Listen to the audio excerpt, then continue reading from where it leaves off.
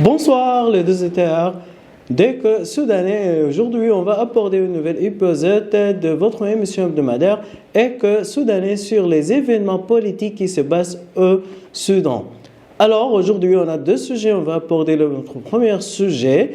Alors, le discours du président du Conseil de souveraineté de transition, Abdel Fattah al-Burhan, pour le peuple soudanais qui coïncide le 6 avril, le 6 de ce mois. Et alors, on va aborder la dimension spatio-temporelle de ce discours-là, trouvant que le président al-Burhan a choisi cette date parce que cette date a un souvenir très important dans la carte mentale du peuple soudanais en ce qui concerne la révolution du peuple soudanais en 1985 et aussi en 2019. Donc, cette date a beaucoup d'influence sur le souvenir du peuple soudanais qui lutte, qui alors fait des luttes contre des régimes qui ont paralysé le Soudan pour beaucoup temps concernant l'économie du Soudan, la situation politique, la vie politique, la bonne gouvernance, etc. Donc c'est pour cela, trouvant que le président a choisi cette date qui coïncide deux révolutions du peuple soudanais. Ça, c'est très important à mon avis parce que cette date, comme je viens de dire, a des influences sur la psychologie aussi du peuple soudanais. Le peuple soudanais a fait des révolutions en 1964 et après la révolution contre l'ex-président Jaafar Nimeri en 1985 et la dernière révolution contre le président al-Bashir, c'était en 2019. Donc c'est pour cela, ces révolutions qui coïncident le 6 avril, alors a des objectifs. L'objectif que le Soudan peut aller un peu en avant vers la stabilité économique, vers aussi la stabilité politique, la bonne gouvernance, alors tout ça. Donc c'est pour cela on a une dimension spatio-temporelle. Aussi notre deuxième angle concernant le lieu, la place. La place, c'est le site de commandement de l'armée soudanaise. Alors, ce site-là coïncide une idée très importante. C'est quoi? C'est que dans chaque révolution du peuple soudanais, il y a toujours l'armée soudanaise qui s'arrête avec le peuple, qui se tient le peuple, qui a le pouvoir de réaliser les objectifs de ces révolutions. Oui, c'est vrai que notre dernière révolution en 2019 a beaucoup d'influence, a beaucoup de choses, parce qu'il y a les insurgences étrangères, etc., et jusqu'à ici, donc la guerre de dignité. Donc, mais il y a toujours le service, l'objectif principal de l'armée soudanaise.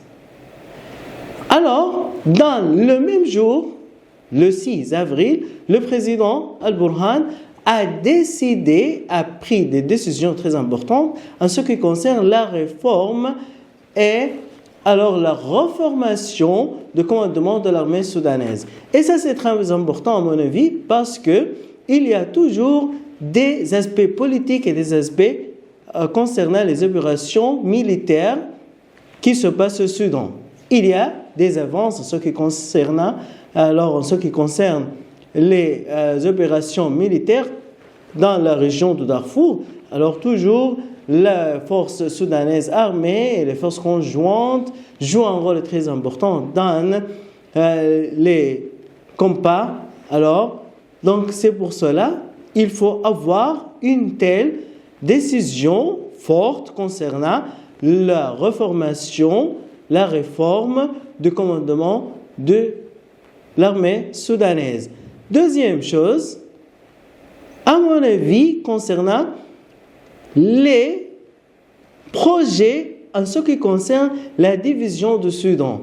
Il y a l'attaque, l'agression subienne dans la région de Nil Bleu, et aussi dans la scène politique interne soudanaise. Il faut mettre une fin pour cette période transitoire. Pourquoi? Parce que dès le début de cette période, il y a beaucoup d'actions. Mais à la fin, c'était la guerre de dignité. Et après cette guerre, qu'est-ce qu'on va faire? C'est ça la question. L'armée soudanaise joue un rôle dans cette révolution, dans cette transition. Et alors maintenant, il faut avoir des réformes, des corrections en ce qui concerne la constitution du Soudan pour pouvoir commencer une autre période, ce qu'on appelle la période après la guerre de dignité. Aussi, alors, l'aspect en ce qui concerne la sécurité nationale du Soudan, il y a la sécurité concernant l'Égypte, concernant la Libye, et étant donné qu'il y a une bonne coordination entre les armées, les services de renseignement dans les trois pays, le Soudan, l'Égypte et la Libye, en ce qui concerne les frontières et en ce qui concerne aussi les groupes terroristes qui passent de Libye, de l'Égypte, du Soudan et font des problèmes en ce qui concerne la sécurité de ces trois pays voisins. Donc, c'est pour cela, je crois que la date de 6 avril, ça c'est très important.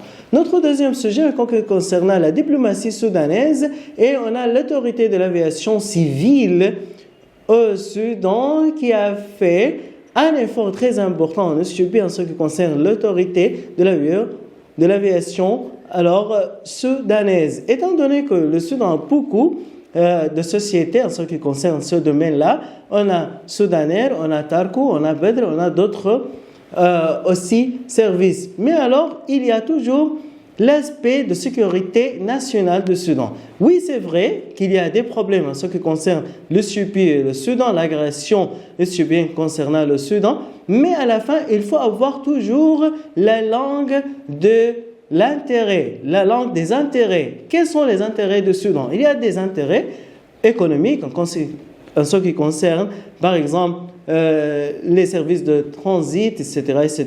Et aussi, il y a un aspect social.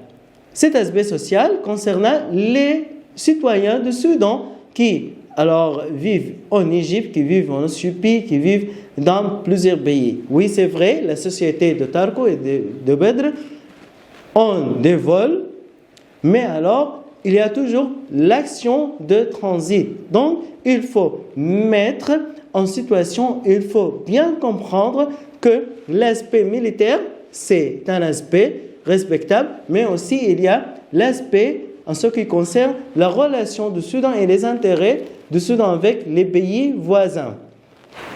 La diplomatie soudanaise a joué un rôle très important. L'ambassadeur du Soudan en Éthiopie, Azen Ibrahim, a fait beaucoup d'efforts concernant ce sujet-là avec l'aviation, la société, l'autorité de l'aviation éthiopienne, avec la société, l'autorité de l'avion et des aviations du Soudan.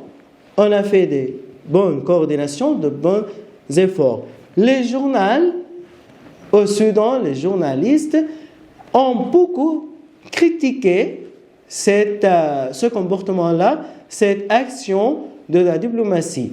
Mais alors aussi, il y a des journalistes comme Makil Maghrabi a rédigé un sujet très important dans ce sujet-là, en ce qui concerne la bonne idée, en ce qui concerne la séparation entre les questions militaires, en ce qui concerne la guerre de dignité et aussi les intérêts du Soudan. Quels sont les intérêts du Soudan? Il faut bien comprendre, il faut bien diviser entre ces deux aspects. Parce que c'est l'administration générale, c'est la gestion de notre pays.